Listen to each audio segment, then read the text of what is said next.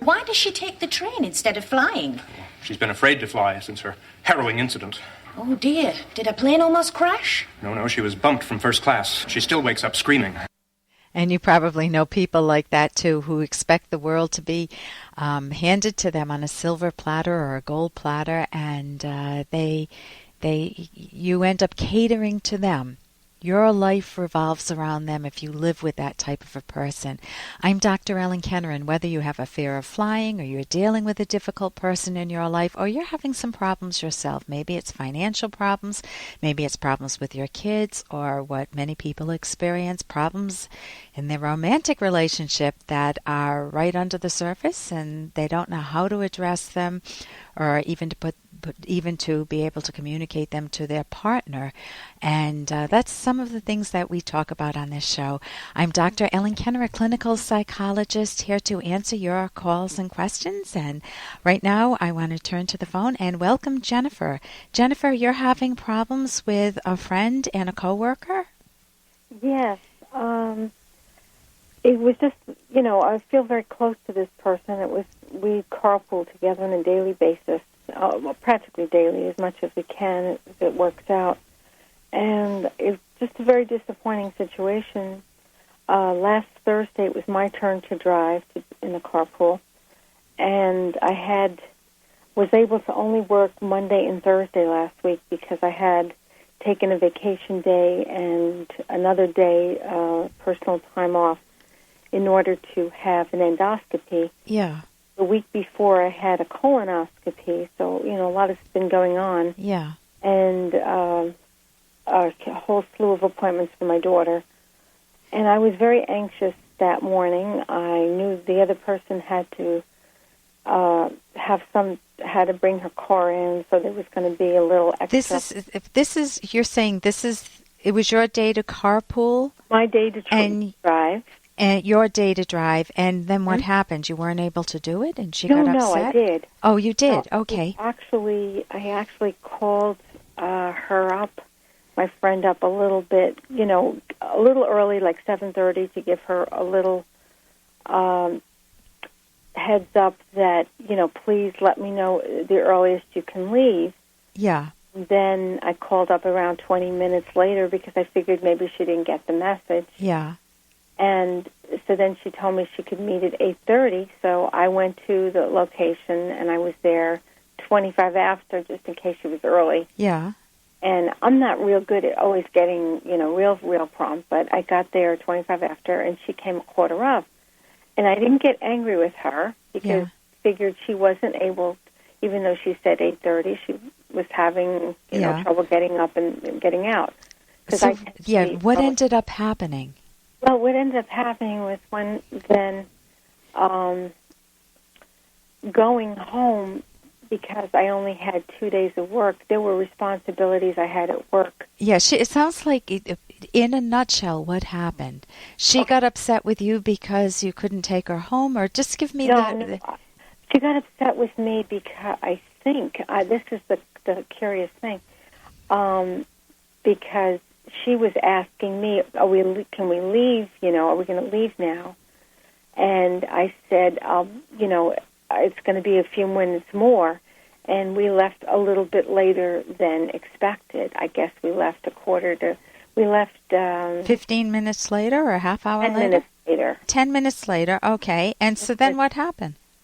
Well, I could tell, I'm very sensitive, and I could pick up on her vibes that she was not happy. So yeah, how long have you known her? Oh, many years. Many years. Has this happened before?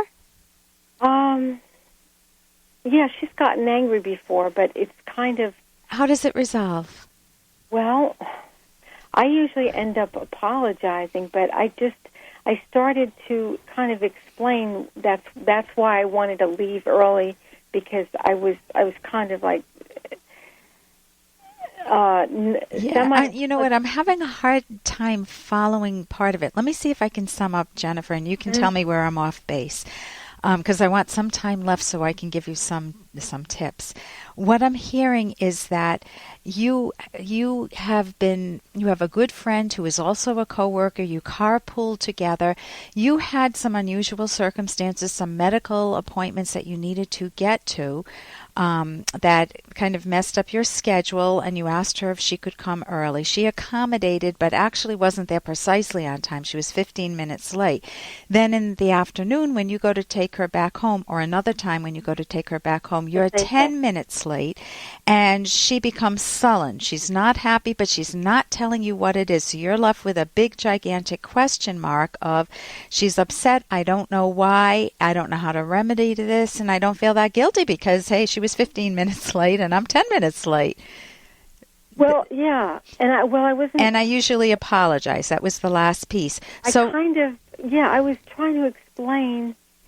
You want to be careful with over-explaining, though. Yeah, if you go into too much detail... Now, I had to get my work done. I couldn't leave earlier, because she was there. Yeah, but let's look at all the effort you're putting in, and you don't even know what's going on in her mind. I'm assuming that.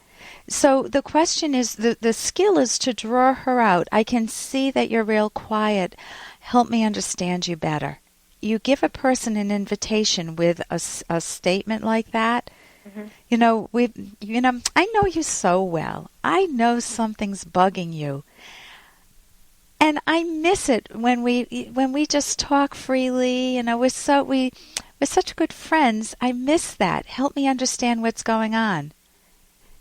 Very short and sweet. Rather than say, I know you're angry with me? Ooh, don't say that, because what happens if she's not angry with you? What happens if she has diarrhea and she's just hoping you drive a little faster? Really, I love capturing examples when I am certain that I know that someone doesn't like me or that someone's upset with me, and I find out later that I was 180 degrees off. I love capturing those examples because it's a nice little tap on my shoulder saying, Ellen, don't assume you can read a person's mind. Mm-hmm. And you don't know their context. You may have done nothing wrong. You can just say, you look a little upset or you look a little angry. If that's what she looks, you can say that. But then let her offer, my kids were really bugging me this morning, or I didn't have sex last night, or I had too much sex and I didn't enjoy it. There was nothing in it for me. You don't know what's on her mind. Mm-hmm. So you just give an invitation. By saying, if you over-explain your piece, just like you were doing with me on the radio, you're all wrapped up in every single nuance of what you did, as if you sound guilty to begin with, before I even know what happened.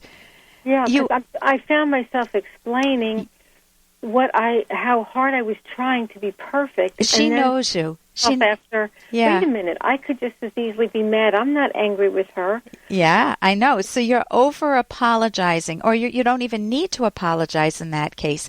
The skill is to draw a person out. When you have a question mark, when someone that you care about and value seems upset, give them an invitation. And you can add one more thing, Jennifer. Mm-hmm. You can say... if she's really upset, you can say, something's on your mind, I'm not sure what it is. When you're ready to, if you're ready to share it with me, I'd love to hear what's bugging you or what's upsetting you. But don't assume it's you. In your mind, come up with some other examples so that you don't just assume that you're guilty. My guess is that you're well trained in feeling guilt. Yes, you want to be very good to yourself and learn how to dump unearned guilt. You don't know whether you're guilty of anything in this situation. Yeah. Let her explain her piece, then you can talk back and forth. But let her know that you miss the friendship, because I think that's a welcoming hand to her. So thank you so much for your call, Jennifer. Yeah, I just want to know, I have to just contact... Listen, I'll talk with you off the air. Thank you very much for your call, and I'll talk with you in a moment. I'm Dr. Ellen Kenner on the Rational Basis of Happiness. Here's an excerpt from The Selfish Path to Romance, the Serious Romance Guidebook by Drs. Kenner and Locke. There are two errors about sex that make it degrading. Number one, the spiritual view, because it regards your body as sinful, And number 2, the physical view, because it divorces sex from your consciousness, your knowledge, your emotions, and your character. The spiritual view leaves you feeling shame, guilt, and regret about the sex act, evading the fact that sex is fundamental to a romantic relationship. The physical view trivializes sex and turns it into a meaningless animal act. It implies that sex is divorced from you and your partner's deepest values. It also implies that it doesn't matter who your partner is, but of course it does matter. Sex itself is not bad or meaningless, but the wrong views that many people hold about it are. Download Chapter 1 for free at drkenner.com and at amazon.com.